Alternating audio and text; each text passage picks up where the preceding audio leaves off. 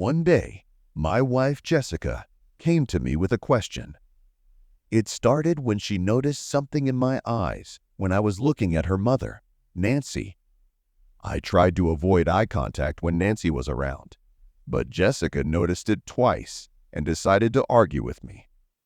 She asked me directly, and I tried to brush it off as nonsense, but she wouldn't give up until she had an answer. Fine, I thought, and decided to just answer her the way I wanted to. Jessica looked at me carefully, waved her hand dismissively, and left to the other room, closing the door behind her. I was left alone, pondering the situation. What had made her suspect something? Nothing had changed in our lives, except for one thing. Nancy started visiting us more often. I usually only saw her on big holidays, but lately she'd been coming more often, sitting in the kitchen with Jessica, chatting and whispering, so I wouldn't hear, and then giggling softly. I'd walk in, and they'd fall silent, as if I had nothing better to do than lurk around my own apartment. Nancy was sitting in a short dress, trying to look younger than her years. She was succeeding. Her legs were still in good shape, but I couldn't help but notice the way she was looking at me, as if studying me. I didn't know what she was thinking. Then one day, she fingertipped me to come closer. I was stunned. Nancy was usually strict with me, never joking. We always talked only about practical things. She was an attractive woman, with many men claiming her attention, but no one would ever know what I thought of her. And yet, here she was, calling me closer. I swallowed hard, my t-shirt sticking to me as I took a hesitant step, then another. Her lips opened slightly as I leaned toward her, trembling slightly before I kissed her and stroked her leg. Nancy responded, and that's when I heard the front door slam.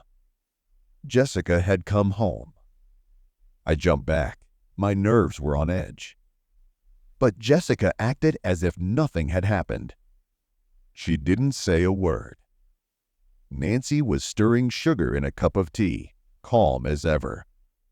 I sat in front of the TV for a while, and then left the room, feeling the frustration building inside me. Before we went to bed, Jessica winked at me and asked, "Do you want my mom, Ryan?" I wanted to snap back, but held my tongue.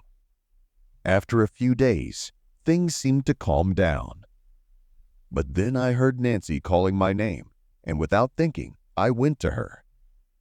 She looked at me, and I moved closer, beginning to undo the buttons of her blouse. She helped me, as if this was all perfectly normal. I was nervous. Jessica could walk in at any moment. But Nancy was calm, as if she knew exactly how much time we had. When they finished talking, Nancy sat with Jessica for a little while longer, sipping coffee, and then left.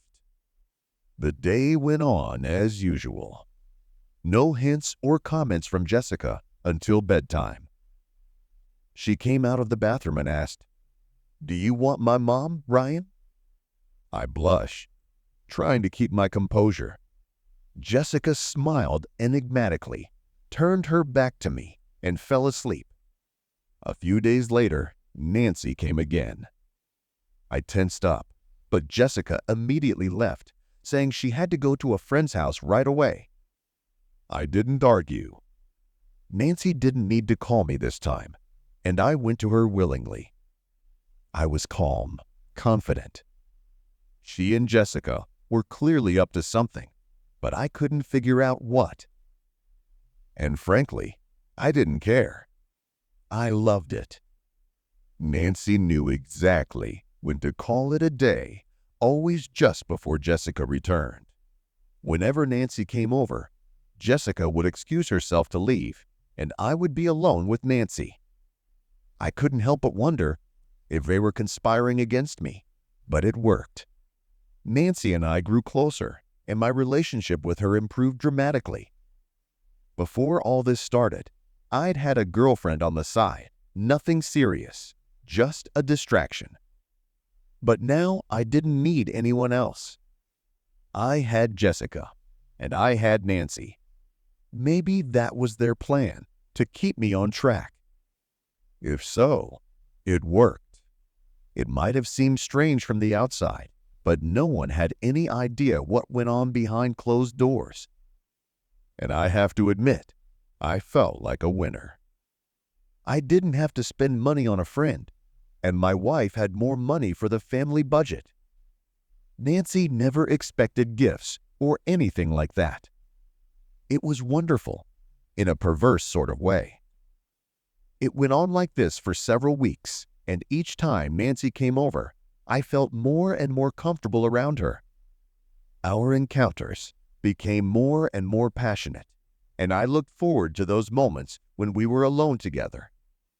I began to notice little things about her, the way she smiled when she was being mischievous, the way she subtly touched my arm when no one else was around.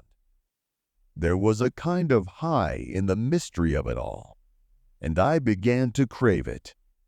Our relationship with Nancy grew into something beyond anything I had ever imagined.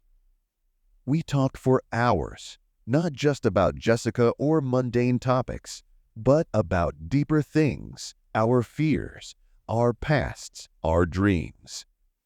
It was strange, but there was a connection between us that I hadn't felt before.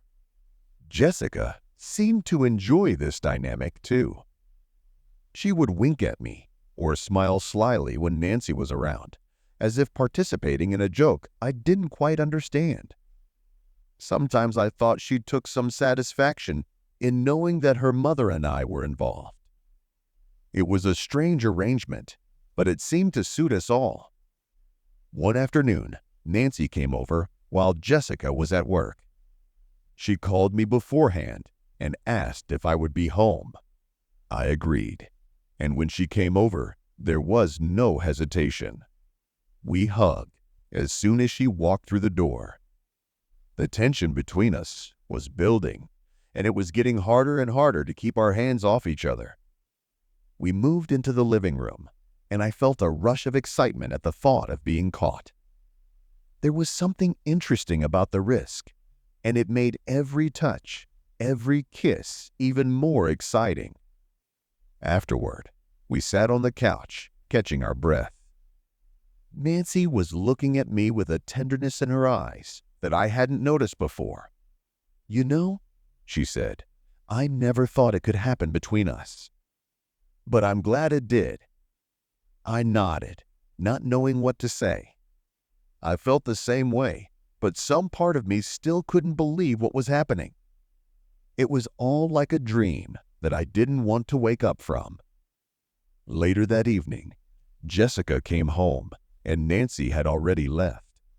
Jessica seemed to know exactly what had happened. She didn't say anything directly, but there was an unspoken understanding between us. When we sat down to dinner, she leaned over to me and whispered, "Did you have fun tonight, Ryan?" Her words sent a shiver down my spine, and I couldn't help but smile. It was clear that whatever game we were playing, we were all committed to it. As the days went by, I reflected on how much things had changed. My relationship with Jessica had always been good, but it lacked the excitement I was feeling now with Nancy. It wasn't that I loved Jessica less, on the contrary, I felt closer to her now than I had in years. It was as if this strange arrangement had brought us together in ways neither of us could have anticipated. The tension, the secrecy, the thrills, it had all become part of our lives, and I couldn't imagine things going back to the way they were. Women are so cunning.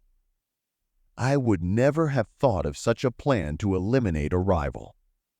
And yet, here we were, and everyone seemed happier than before.